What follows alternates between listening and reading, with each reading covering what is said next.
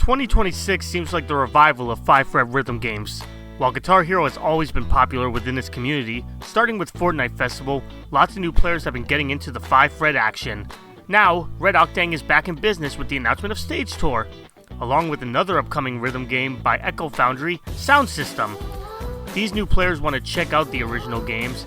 Now, I'm not going to get into what specific game you should play. What is important is what you're playing on.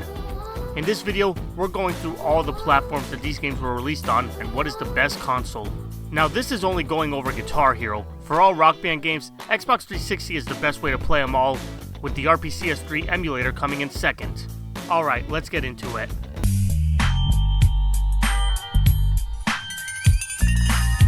The platform that started it all, and the only platform with the first Guitar Hero, and the only 6th gen console with 5-fret rhythm games. Now, if you don't count the Dreamcast, the PS2 is the least powerful console of the 6th generation, with a processor of less than 300 MHz. There are rumors that Guitar Hero 1 was going to have an OG Xbox port, but I can't confirm that. If the game had a GameCube port, it would also run better than the PS2, granted with either really compressed audio or on multiple discs. Now for gameplay, the original Guitar Hero trilogy, Guitar Hero 1, 2, and Encore Rock the 80s, still run well on the PS2. The PS2 version of Guitar Hero 2 actually has a slightly more forgiving dead zone than the Xbox 360 version. Now, the vanilla Guitar Hero 2 has less songs than the Xbox 360, but that is fixed with Guitar Hero 2 Deluxe, which also has the GH1 and 80s games in one disc. And despite weaker graphics, Guitar Hero 2 Deluxe is perfect on the PS2. And before Guitar Hero 2 Deluxe, there are lots of custom ROM hacks for GH2 with many custom songs, and they're still fun to play through the whole career to this day. Now, as for the later games, ported by Budcat, Guitar Hero 3 and Aerosmith are still playable on the PS2, but other than weaker graphics, it's pretty slow. And despite the fact the PS2 could connect to the internet using the network adapter, or on the Slim model with the built-in Ethernet, none of the Guitar Hero games have online play. There is no DLC either, which makes sense because how many people actually own an HDD? There's also an issue with scoring, documented by Addy Mills, where the PS2 gives you a slightly lower score. Now, since Guitar Hero World Tour, it's been going even more downhill. Extremely slow, compressed audio, and bad experiences overall. For all the full band games, it uses pre-rendered venues, and certain venues are omitted and replaced by duplicate venues. It's also missing features like making a setlist in Quick Play. Strangely, the music studio still exists in World Tour, but without the ability to upload your songs and download others. This feature was removed in Guitar Hero Metallica and later games. Now we got the infamous ports of Guitar Hero 5 and Band Hero, which used the Guitar Hero Metallica engine. Using a similar HUD to those games, albeit much more ugly, it lacks the features present in the 7th gen ports, like the ruleless band lineup, revival mode, drop in and out, party play, and that version's career mode. The career mode works just like Guitar Hero Metallica, where you have to list of songs up front and earn stars to unlock the others, and each career is specific to each instrument or the band as a whole. And as you expect, the game is even slower than ever. Strangely, DJ Hero on PS2 has the updated HUDs when you're playing on guitar, with the shiny new notes and everything. This might be due to Budcat not developing the port, but it's proof it could be done. Guitar Hero Warriors of Rock didn't have a PS2 release, but it's pretty obvious it wouldn't. Neither did DJ Hero 2 or Guitar Hero Live, unless you want to count DJ Johan's ROM hack. So to conclude this, the OG Guitar Hero games are perfectly fine on the PS2, but for anything Styx 3, look at these other platforms.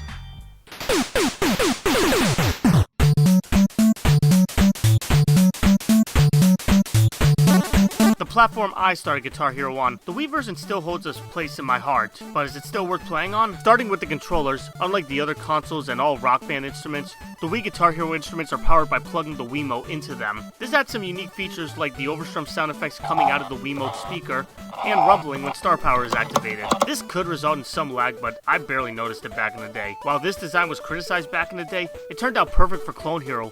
With using either the RAFnet adapter or the V3 adapter, you can get one of the least latency Clone Hero guitars out there. Now, how about the games itself? The Wii started off with Guitar Hero 3, ported by the late great Vicarious Visions. Graphically, since the Wii is less powerful than the 360 and PS3, it looks similar to the PS2 versions. However, it is a lot faster than the PS2 versions, and had online play via Nintendo Wi-Fi connection. Guitar Hero 3 didn't have DLC, The devs were trying hard to figure out a way to make it work, but it was still impossible. It would have been cool to have some exclusive Mario or Zelda DLC songs. After Nintendo Wi-Fi Pay and Play launched and already had a bunch of DLC for WiiWare titles, Guitar Hero World Tour became the second retail game with DLC support, the first being Sega's Samba de Amigo. Since then, most DLC on the Wii were for Guitar Hero, Rock Band, Just Dance, and that one Tiger Woods game. Gameplay for Guitar Hero World Tour on the Wii is very similar to the PS3 and 360 versions, albeit weaker graphics. There is also an exclusive mode on the Wii, Mii Freestyle, where you can freely play any notes as your Miis. Getting into Guitar Hero 5 and Band Hero, it features all the new modes introduced in the other consoles. It includes the updated HUDs, but uses the Guitar Hero 3 style gems for notes. This was fixed in DJ Hero and Warriors of Rock. Mii Freestyle also returns, along with a new battle mode, Roadie Battle. This is another take on the classic battle mode, but instead of just the guitarist doing the attacking and fixing the equipment, another person pairs the Nintendo DS to the Wii and acts as a roadie. The roadie uses the DS to attack the opponent's guitar and fixes your equipment. This mode is really fun and gives the Wii version a reason for replayability. Now with Warriors of Rock, you can tell it's starting to suffer. The quest mode is still fully playable, but some features are missing, like the cool end credits, Austin's head smoking, and Hypersphere's graphics. It does introduce two new roadie plays, being Roadie Quick Play, where it's just you and the roadie fixes your guitar without attacking anyone else, and Roadie Setlist Manager, where the DS picks all the songs being played. DJ Hero 2 also had a Wii version, but Guitar Hero Live did not, but it did have a Wii U version, so you could still play all the Wii Guitar Hero games on the Wii U plus Guitar Hero Live. For a while, the Wii U was the only console with GHTV Reloaded, but due to Nintendo Network shutting down, they still need to figure out a way to keep it running on the Wii U. Unlike Rock Band, there isn't many mods of the Wii versions of Guitar Hero, but there is the Ghost, which is a tool to import custom songs to Guitar Hero 3 and Aerosmith, along with a new mod, Band Hero Ultimate. This mod is still Wii exclusive and adds some features like all Guitar Hero 5 characters and select World Tour characters returning, and a debug menu with other goodies. Bottom line is the Wii is still a perfectly fine console to play most of the Guitar Hero games on, and it's especially worth it for Roadie Battle.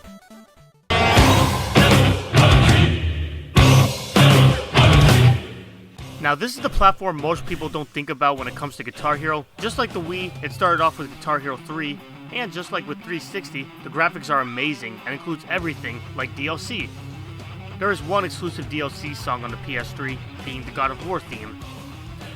Now the original instruments for PS3 were infamous for poor connection and dropping notes. If you're playing on PS3, don't buy these instruments. The cracked guitar has native PS3 support on Legacy mode, as well as the V3 adapter for Wii guitars, and any Pi Pico based hardwire guitars. For all the games on the PS3, they are nearly perfect. The only other cons besides the original instruments are slightly less DLC songs and weaker online play, which is now discontinued. But nowadays, the PS3 version of Guitar Hero 3 and Warriors of Rock have custom song support by converting charts to PKG files using Onyx. The PS3 is also the best console to emulate Guitar Hero on PC using RPCS3, which is the perfect platform to play GHTV Reloaded. So playing on PS3 is still great, but what console is better for Guitar Hero?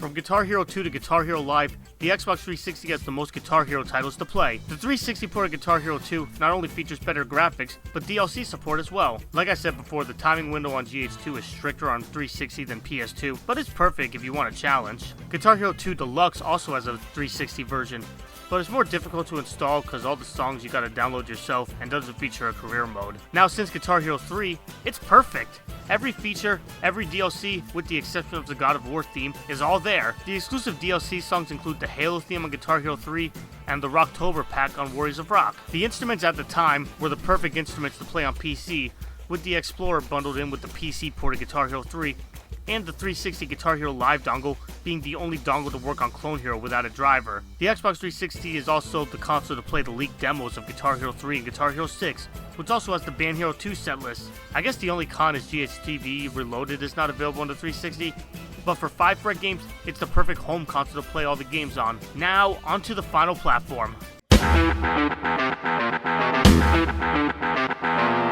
Well, obviously this is now the place to play some 5 frets, but it wasn't always the case. Officially, there are only 3 Guitar Hero games ported to PC and Mac: Guitar Hero 3, Aerosmith, and World Tour. These ports were developed by Aspyr, and they are known for being extremely glitchy and barely playable, especially on modern computers. As for Mac, forget about it if you're using a modern Mac. It only works on Intel-based Macs, which are now discontinued, and newer Macs don't work with 32-bit applications anymore. Clone Hero and Yarg are basically the only way to go on Mac, but still don't recommend using a Mac at all. And there's no Linux versions, but that can be run using plugins like Proton. Other than fan-made games like Frets on Fire, GH3 on PC was the most common game to play custom songs on using GHTCP. And until Clone Hero, there was a plugin called GH3 Plus developed by Exile Lord, which adds some features like tap notes, hopo chords, and eventually open notes. This technically also makes GH3 the only game with tap chords. Plus a speed hack, no limit fix, and many other quality of life improvements. Plus there's the Warriors of Rock mod that adds the star counter and strong progress bar. But while these plugins made things better, it was still not perfect. That's where Clone Hero comes in.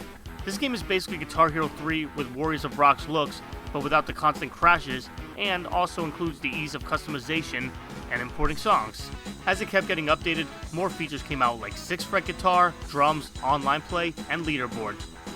Then we got Yarg, which is more based on Rock Band, with support for pro keys, vocals, you name it. So these two games are the best, but what about everything else? For Guitar Hero World Tour, while there were mods previously like the All-in-One mod, we now got World Tour Definitive Edition, which fixes most of the issues in the PC port, as well as a whole range of customizations. Almost every character from every game is featured. Plus add some custom characters from Nexus mods, and you can have some of the craziest bands, plus full animations of every Guitar Hero game and others.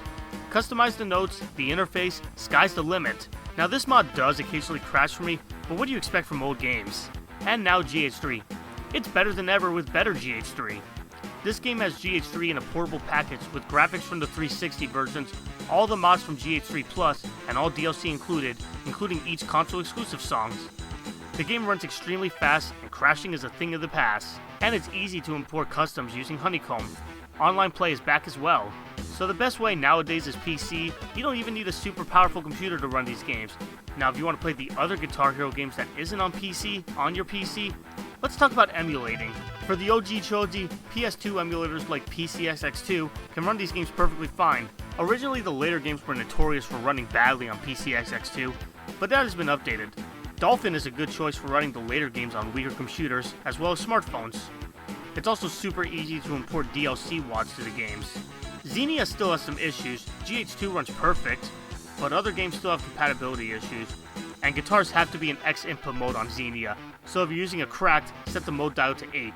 RPCS3 is the most common emulator for Rock Band mods, but it still does a decent job at Guitar Hero games if you're using a computer that's powerful enough. So to conclude this, PC is the way to go for most Guitar Hero games, but if you want to play on console, Xbox 360 is the best console for most games, with the PS2 only for the first trilogy. What console do you play on? Let me know in the comments.